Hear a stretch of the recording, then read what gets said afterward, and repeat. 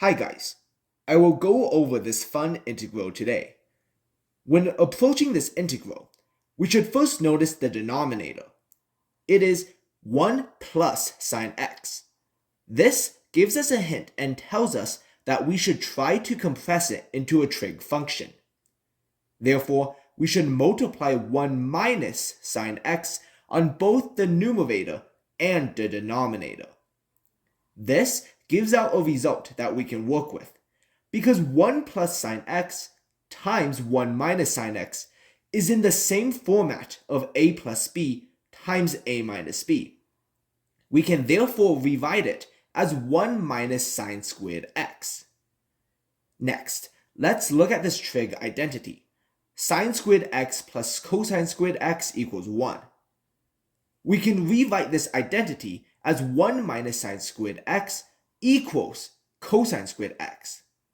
Thus, we can substitute 1 minus sine squared x as cosine squared x. Now, we have a few more steps to go. Pay attention to the top. We can use the perfect square identity of a minus b squared to rewrite it as 1 plus sine squared x minus 2 sine x. We can then split the fraction, and we can get this. Finally, 1 over cosine squared x is the same as secant squared x, and sine squared x over cosine squared x is the same as tangent squared x. All we have to do now is to integrate. Finally, the tangent squared x does pose a problem.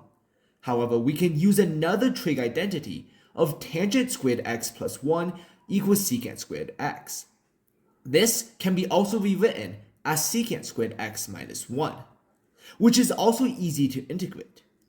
After integrating, we can now see that the final answer of this problem is 2 tangent x minus 2 secant squared x.